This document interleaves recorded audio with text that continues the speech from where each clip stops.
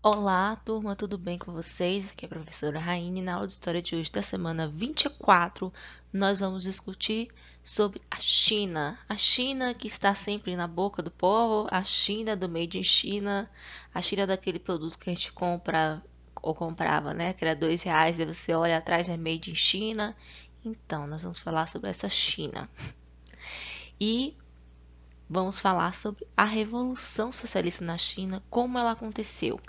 É, nós discutimos nas algumas aulas anteriores sobre a União Soviética, a ascensão da Revolução Socialista na União Soviética, na Rússia, né? Depois tornou-se a União Soviética. Agora nós vamos trabalhar a Revolução Socialista na China. Primeiramente, vamos entender que a China é um país muito grande e riquíssimo culturalmente e influenciou muito é uma das raízes culturais do Oriente. E mais no século XIX, ela foi obrigada pela Grã-Bretanha primeiramente, depois os Estados Unidos, a França e o Japão. Lembra que a gente conversou sobre a Guerra do Ópio, lá no período imperialista, da expansão imperialista dos países europeus? Pois é, a China ela foi dominada pela Grã-Bretanha na expansão imperialista. E ela foi obrigada a ceder seus portos, a que a população pagasse impostos para essas possessões estrangeiras. 2 anos depois, Estados Unidos, a França e o Japão também conseguiram esses mesmos privilégios de se instalar e gerar zonas de influência dentro do país, realizar mesmo sua expansão imperialista dentro da China. A China, ela era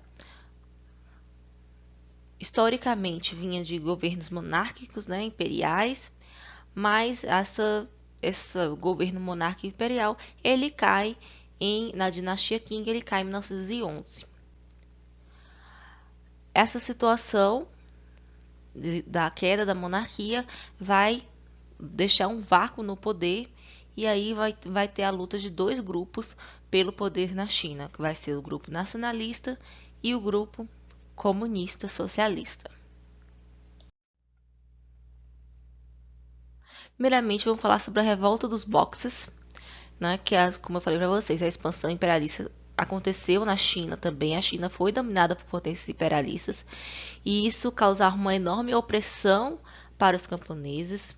E, além disso, eles deslegitimavam, né, a cultura, a religião chinesa e queriam impor seus costumes europeus, ocidentais na China, o que causava muito constrangimento à população local. Elas não queriam, né, ser europeizados, eles queriam preservar os seus valores culturais, religiosos e econômicos. E, sobretudo, né, falando em economia, os fatores econômicos é muito importante. A população local tinha que pagar impostos para o imperador da China, da dinastia Qing, e para as potências estrangeiras. Então, imaginem a opressão de pagamento de impostos muito grande. Tendo esse quadro bem caótico, em 1898 vai estourar a Revolta dos Boxers, que foi uma revolta liderada por camponeses que lutavam por melhores condições de vida. E essa se chama boxers, né, que foi um nome dado para os ocidentais, porque os que lutavam com os punhos, eles não tinham armas, lutavam com os punhos mesmos. O slogan dos rebeldes era reviver Qing e destruir o estrangeiro. Eles acreditavam que todos os problemas estavam nos estrangeiros e eles tinham sim, uma ilusão, né, que o imperador iria resolver todos aqueles problemas que eles estavam vivendo.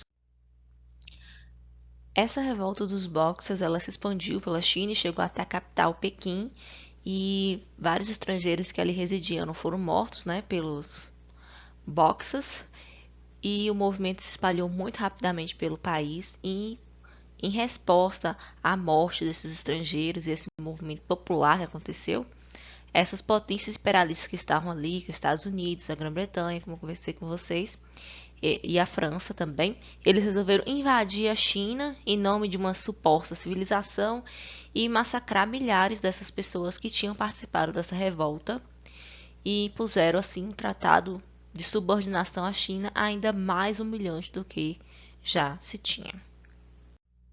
Bom, nós vimos que a situação da China não estava muito boa, ela era dominada por potências estrangeiras, o império fazia uma gestão insatisfatória da China, né? Existia uma alta cobrança de impostos e dentro desse contexto de insatisfação, em 1900 foi criado o Partido Nacional do Povo, o Kuomintang. Ele é um partido nacionalista republicano e ele criticava o governo imperial com vários atos de rebeldia, construção de textos críticos contra o império e, além disso, eles defendiam o nacionalismo e um Estado moderno dentro do modelo ocidental que nós temos. Mas, junto com esse partido nacionalista, nós também tínhamos outro problema, que era o senhores de guerra. E quem eram esses senhores de guerra? Chefes militares e que eles possuíam exércitos particulares e tinham enorme poder local. E dentro disso você tinha as pessoas que eram suas protegidas e eles ganhavam alimentos e vestimentas, mas em troca desses alimentos e vestimentas, os camponeses pagavam altíssimos impostos para esses senhores de guerra, o que aumentava a situação social que já não era muito boa, com a fome e a revolta por todo o país. E dentro desse contexto também nós vamos ter a entrada das ideias marxistas na China. E vamos ter em 1921 a criação do Partido Comunista Chinês, o PCCH. Um dos principais líderes do Partido Comunista Chinês vai ser Mao Tse-tung, e ele participou das guerrilhas, de guerrilhas, que a ideia, né, era a derrubada do Império Chinês e também mais pra frente a gente vai falar um pouquinho sobre a guerra civil que ocorreu entre o Partido Comunista Chinês e o Partido Nacionalista Chinês. Então, Mao Tse-tung vai ser o principal líder, né? Ele faz parte da geração 4 de maio, que era um grupo de estudantes e intelectuais que defendia a libertação do povo chinês e o fim da dominação estrangeira.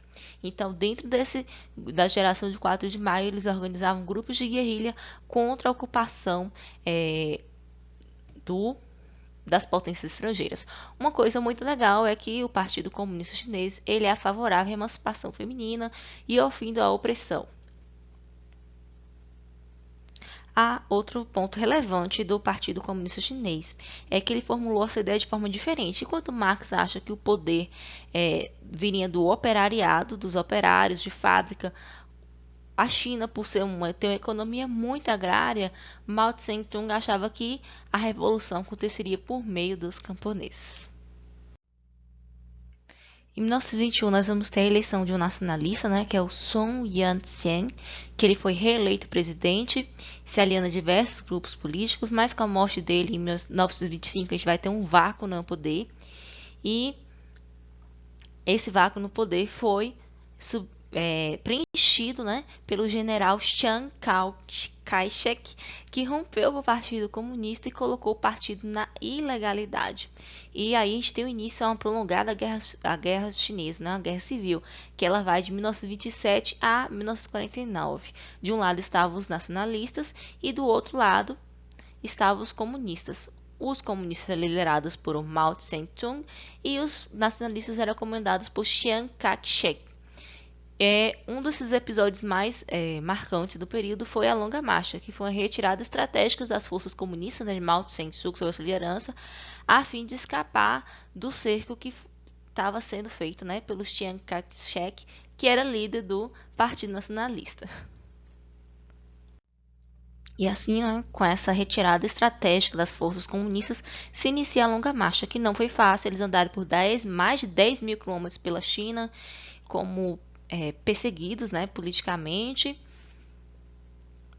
em condições ruins, a pé, suportando todas as intempéries do tempo, o sol, a chuva. Nas aldeias, quando eles chegavam nas aldeias, tentavam alfabetizar aqueles camponeses para se converter ao socialismo. Quando chegavam nas cidades, eles buscavam alimentos e roupas, e de mais de 100 mil chineses que estavam como iniciar essa marcha, apenas 20 mil conseguiram chegar com vida em outubro de 1935. Que Em outubro de 1935 foi quando eles chegaram, né, na província que chama de Shanxi, no norte da China, onde estabeleceram uma base de operações. E em 1937, a guerra civil entre os nacionalistas e comunistas teve que ter uma pausa. Agora eles tinham um inimigo estrangeiro em comum, que era o Japão, que estava em sua expansão imperialista. Lembrando que a expansão imperialista do Japão fez com que ele entrasse na Segunda Guerra Mundial. Ele estava se expandindo pelo Oriente e uma da região ocupada pelo Japão foi a China. E nesse cenário, os dois lados, né, os nacionalistas e os comunistas, se uniram para expulsar o inimigo comum. Em 45, quando os japoneses deixaram a China, eles foi questão de pouco, né, para os comunistas e nacionalistas retornassem novamente o embate pelo poder. Mao Tse-tung, nesse período, que foi de expulsão, né, de união da China e expulsão do Japão, de resistência ao Japão, conseguiu muitos seguidores pela sua liderança à frente do exército. E em 49, depois de muitos anos de guerra civil e da retomada da guerra após a saída do Japão, é que Mao Tse-tung conseguiu proclamar a República Popular da China e o governo marxista. Mas antes, né, de tudo isso acontecer, da proclamação da República Popular da China, nós temos o caso também de Taiwan, que foi onde o líder do Partido Nacionalista, Chiang Kai-shek, se retirou, que foi para a Ilha Formosa, Taiwan, onde instalou a China nacionalista. Então, nós podemos dizer que existem duas Chinas, a China socialista e a China nacionalista. Vamos conhecer um pouquinho sobre o governo de Mao Tse-tung. Primeiramente, ele adotou um conjunto de medidas, né? Estatizou as grandes empresas, expropriou e distribuiu terras camponesas, implementou a industrialização com a ajuda da União Soviética. A União Soviética foi imprescindível nesse momento.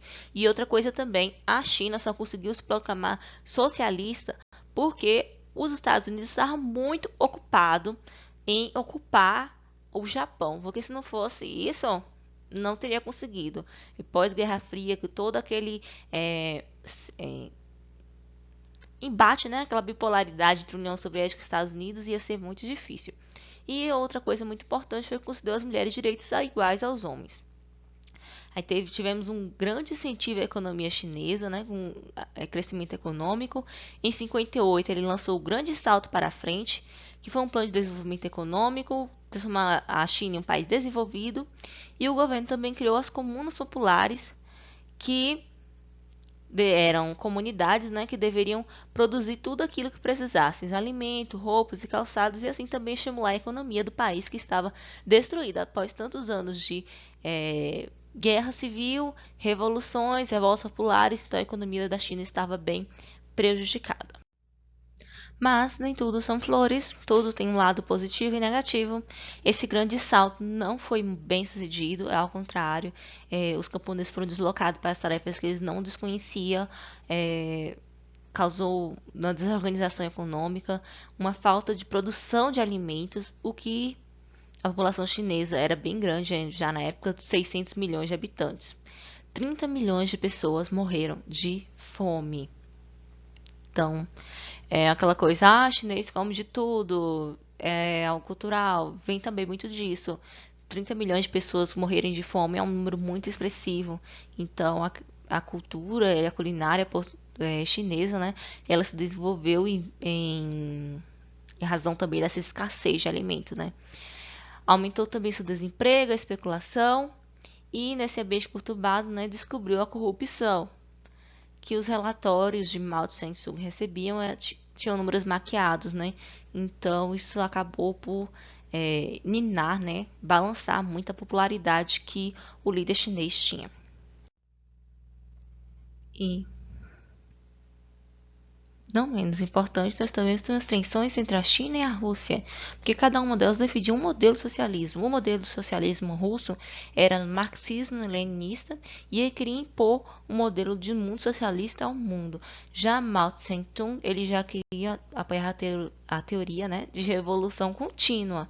No caso, a revolução socialista ela ia se espalhando pelo mundo, mas sob a liderança da China, não pela Rússia.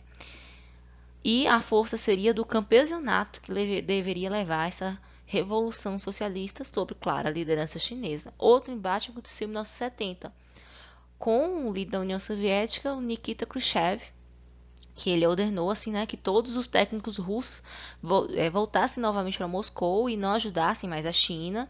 E Mao Tse-tung, ele revidou essa ação da China, né, emprestando dinheiro para a Albânia, que estava ali, era uma dos países, né, que estava sob a órbita soviética. E isso foi visto por Nikita Khrushchev como uma grande provocação, o que de fato foi. E outro momento de tensão, a recusa de Mao Tse-tung em aceitar a política de coexistência pacífica acordada entre a União Soviética e os Estados Unidos. Mao via isso como uma traição aos princípios socialistas e à doutrina marxista. Essas tensões entre os dois países fez com que houvesse um rompimento das relações entre a União Soviética e a China em 1962. E aí a União Soviética passou a concorrer com dois países, né? Um outro modelo socialista, que era a China, e com os Estados Unidos, que era um país capitalista. Então, turma, a aula foi um pouco longa, é um assunto denso, peço desculpas porque é um assunto bem longo, mas muito enriquecedor, não tem como falar da China sem se delongar um pouco mais. Espero que vocês tenham gostado da aula. Até a próxima e bons estudos para vocês.